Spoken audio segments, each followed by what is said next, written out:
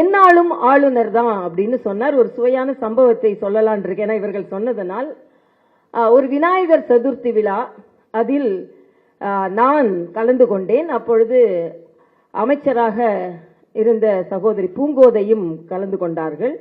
அதே போல நமது தென்பகுதியில் இருந்து அன்றைய உள்துறை இணையமைச்சராக இருந்த சகோதரி அவர்களுக்கும் அமைச்சர் பதவி வருவதாக இருந்தது.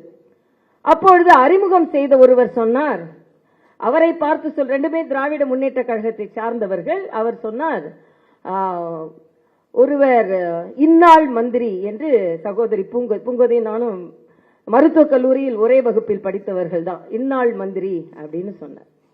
அதே மாதிரி இன்னொரு அமைச்சர், மூத்த அமைச்சர், வடசென்னையை சார்ந்தவர்கள் அவர்கள் இருந்தார்கள். முன்னாள் மந்திரி அப்படின்னு அவர்களை அறிமுகப்படுத்தினார்கள். அடுத்த தினம் இந்த தென்பகுதியை சார்ந்த சகோதரிக்கு மந்திரி பதவி வருவதாக இருந்தது. அதனால் வருங்கால மந்திரி என்பதை சொல்வதற்கு பின்னாள் மந்திரி அப்படின்னு சொன்னார்கள். அப்ப நான் சொன்னேன், ஒருதர் முன்னாள் மந்திரி, ஒருதர் இன்னாள் மந்திரி, ஒருவர் பின்னாள் மந்திரி. நாங்க 4 பேர் தான் இருக்கோம். 3 பேருக்கு மந்திரி அடையாளம் கொடுத்தாச்சு. இப்ப நான் சொன்னேன், ஒருத்தர் முன்னாள் மந்திரி, ஒருத்தர் இன்னாள் மந்திரி, ஒருத்தர் பின்னாள் மந்திரி, நான் என்னாலும் மந்திரி தான் அப்படின்னு சொன்னேன்.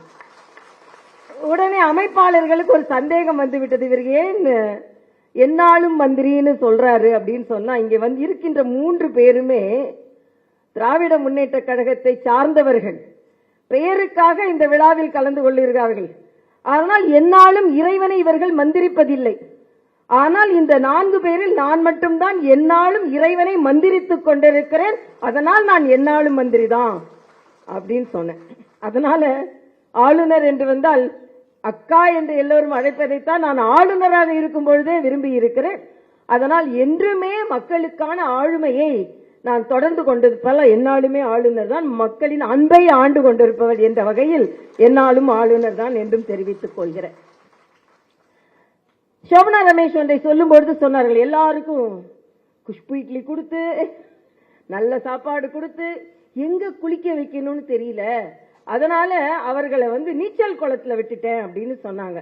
இங்கே பெரும்பாலும் பெண்கள் இருக்கிறீர்கள். பெண்கள் என்றால் எதிர்நீச்சல் போட்டுத்தான் வர வேண்டும் என்பதை நீச்சல் குளத்திற்கு அழைத்துதான் அதிகாரப்பூர்வமாக காண்பிக்க வேண்டி இருக்கிறது. இன்றும் பெண்கள் எதிர்நீச்சல் போடத்தான் வேண்டி இருக்கும் என்பதையும் அவர்கள் சொல்லி இருக்கிறார்கள்.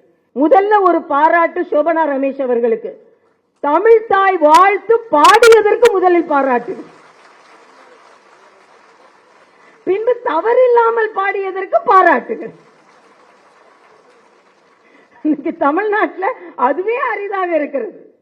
அதாவது என்ன சொன்னாங்க, முதலன்னு சொன்னாங்க. முதல்ல முதல்வர் கலந்து கொண்டாலே தமிழ் தாய் வாழ்த்து பாடுவான்னு ஒரு சந்தேகம் நமக்கு இருக்கின்ற காலகட்டத்தில் இன்னைக்கு தமிழ் தாய் வாழ்த்தும் பாடி, அதை தவறில்லாமலும் பாடி தமிழ்நாட்டிற்கே ஒரு உதாரணத்தை காண்பித்திருக்கிறீர்கள். அதற்கு உங்களுக்கு எனது வாழ்த்துக்களை நான் தெரிவித்துக் கொள்கிறேன். ஸ்பெக்ட்ரம் இல்ல, ஸ்பெக்ட்ரா, அது வேற பயமா இருந்தது. ஸ்பெக்ட்ரமா? ஆமா, ஸ்பெக்ட்ரம் இல்ல. ஏன்னா ஸ்பெக்ட்ரா என்றாலே கட்டுப்படுத்த முடியாமல் விரிந்து பறந்து இருப்பது. ஆக அதுல உங்களுக்கு நீங்கள் எல்லாம் ஒரு மிகப்பெரிய வேலை வாய்ப்பை ஏற்படுத்தி தந்ததற்கு ஒரு சின்ன அரசாங்கமே சோபனா ரமேஷ் அவர்கள் நடத்தி கொண்டிருக்கிறார்கள் என்ற வகையில் அவருக்கு எனது பாராட்டை நான் தெரிவித்துக் கொள்கிறேன். நான் ஜோக்கா சொல்றது உண்டு. திரு நடராஜன் போன்றவர்கள்லாம் இருக்கிறாங்க. ஒருத்தர் ஒரு எம்எல்ஏட்ட கேட்டாராம், எம்எல்ஏ அரசியல்வாதிட்ட கேட்டாராம், ஐயா எனக்கு ஒரு வேலை வாங்கி கொடுங்க அப்படின்னு. அந்த அரசியல்வாதி சொன்னாராம், எனக்கே வேலை கிடைக்கல, அதனால தான் அரசியல்வாதி ஆனேன்னு சொன்னான். எல்லாரும் சொல்ல லைட்டர் சென்ஸ்ல சொல்றேன். ஆக யாருக்குமே சரியா வேலை கிடைக்க முடியாத நேரத்துல, அதாவது இவங்க சொன்னாங்க பூந்தமல்லி ஹைரோட்ல கார் ஷெட்னு யாருக்கும் தெரியாது அப்படின்னு. இன்னைக்கு கார் ஷெட் இவ்வளவு பெரிய ஒரு அரங்கத்துல இவ்வளவு பெரிய நிகழ்ச்சியை நடத்தும் அளவிற்கு எல்லோருக்கும் ஒரு அங்கீகாரத்தை கொடுத்திருப்பதற்கு எனது பாராட்டை நான் தெரிவித்துக் கொள்கிறேன். நான் உங்களிடம் சொல்றது ஒன்றே ஒன்றுதான், வேலை கிடைப்பது மிக அரிது. ஆனால் கிடைத்த வேலையை எப்படி மேம்படுத்திக் கொள்ள வேண்டும் என்று நாம் பார்த்து கொண்டே இருக்க வேண்டும். இன்னைக்கு வேலை கிடைச்சிருச்சு, சம்பளம் வருது அப்படின்னு ஒவ்வொரு நம்மை மேம்படுத்திக் கொள்ள வேண்டும். பா விஜய் ஒரு கவிதை பாடுவார்.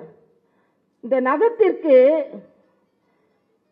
ரத்த ஓட்டம் கிடையாது, உணர்வு கிடையாது. ஆனா அந்த நகம் கூட 0.5 மில்லிமீட்டர் ஒரு நாளைக்கு வளர்கிறது. நீ ஒரு நகம் அது கூட 0.5 மில்லிமீட்டர் ஒரு நாளைக்கு வளருது. அதனால ஒவ்வொரு நாளும் நம்மை புதுப்பித்துக் கொள்ள வேண்டும். அதாவது 2 மரவெட்டிகள் ஒரே நாள் வேலைக்கு சென்றாங்க.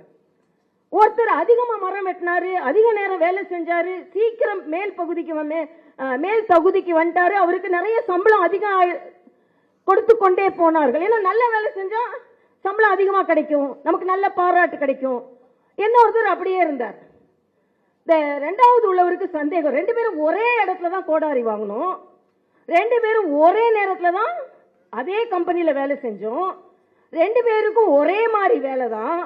ஆனா அவர் எப்படி அதிகமாக வேலை செய்து அதிக மரங்களை வெட்டி அதிக சம்பளத்தை வாங்கி உயர் பதவியை சீக்கிரம் அடைந்து விட்டார் என்று கேட்ட உடனே அவர்கிட்ட இவர் போய் கேட்கிறார், 2 பேரும் ஒரே மாதிரி தானே வேலைக்கு சேர்ந்தோம் அப்படின்னு சொல்லும் போது அந்த முதலாம் அவர் சொல்கிறார், உனது அந்த கருவியை கோடாரியை நீ எப்ப சாண பிடிச்சேன்னு கேட்கிறார். நான் சாண பிடிக்கல, நான் தினம் தினம் சாணை பிடிக்கிறேன், தினம் தினம் அதை கூர்மையாக்குகிறேன், தினம் தினம் அதன் வலிமையை பெருக்குகிறேன், தினம் தினம் அதிகமாக சம்பாதிக்கிறேன். இதான் நம்மளோட அந்த எப்பவுமே ஃபயர் இருந்துட்டே இருக்கணும். இன்னைக்கு நான் இப்படி இருக்கேன், நாளைக்கு நான் என்னவா ஆகணும், இன்னைக்கு எனக்கு வேலை கிடைச்சிருச்சு சந்தோஷமா இருக்கேன்னு இருந்துடாதுங்க. ஒவ்வொரு நாளும் உங்கள் திறமையை கொஞ்சம் கொஞ்சமாக, இன்னைக்கு கம்ப்யூட்டர் தெரியலையா, கொஞ்சம் கம்ப்யூட்டர். எனக்கு உண்மையிலேயே சோபனா ரமேஷ் சொல்லும்போது ரொம்ப ஆச்சரியமா இருந்தது. நானே பார்த்திருக்கேன். சில நேரம் நல்லா படிச்சவங்க கூட நம்மளை பார்த்த உடனே பதட்டத்துல குட் மார்னிங் குட் ஈவினிங் பாங்க, குட் ஈவினிங் குட் மார்னிங் பாங்க. ஆகா குட் டேன்னு சொல்லிட்டா ஒரு பிரச்சனை இல்லை இல்லையா? ஆக எல்லா நாளும் நல்ல நாளாக இருந்து விட்டால் நமக்கு என்ன பிரச்சனை? எல்லா கோள்களும் நல்ல கோள்களாக இருந்து விட்டால் நமக்கு என்னதான் பிரச்சனை? ஒரு பிரச்சனை கிடையாது. ஆக நாம் நம்மை மகிழ்ச்சியாக வைத்துக் கொள்ள வேண்டும். பெண்கள்கிட்ட சொல்றது ஒன்றே ஒன்றுதான், எதற்காகவும் உங்கள் மகிழ்ச்சியை தொலைக்காதீர்கள். மகிழ்வதற்காகவே வாழ பிறந்தவர்கள். எந்த பிரச்சனை இருந்தாலும், பெண்கள் என்றால் பிரச்சனை இல்லாம இருக்காது இல்லையா? அதாவது ஒரு அம்மா போய் ஒரு சாமியார்கிட்ட சொன்னாங்க, எங்க வீட்டுக்காரர் ரொம்ப தொல்லை பண்றார், அவரை சமாளிக்கவே முடியல. உடனே அந்த சாமி சொன்னார், ஞானி சொன்னார், காட்டுக்கு போமா, ஒரு புலி கூட பழகு, புலிப்பால் எடுத்து உங்க வீட்டுக்கார்ட்ட கூட நல்லாயிடுவார் அப்படின்னு. சரின்னு புலிப்பால் எடுத்துட்டு வந்தம்மா போய் காட்டுக்கு போய் புலி கூட பழகி புலிப்பால் எடுத்துட்டு வந்து என் வீட்டுக்காரர் கொடுத்தார். 1% கூட அந்த ஆள் மாறல, அதே மாதிரிதான் இருக்கார். உடனே நம்ம ஓடி போய் சாமி கிட்ட கேட்டாங்க, சாமி நீங்க சொன்னீங்க புலிப்பால் எடுத்துக்கிட்ட கொண்டு கொடுத்தோம், ஆனால் இவர் மாறல, எனக்கு விடுமா, புலிக்கிட்டே பழகிட்டு அப்புறம் இருந்தாலும் என்ன பெரிய பிரச்சனை?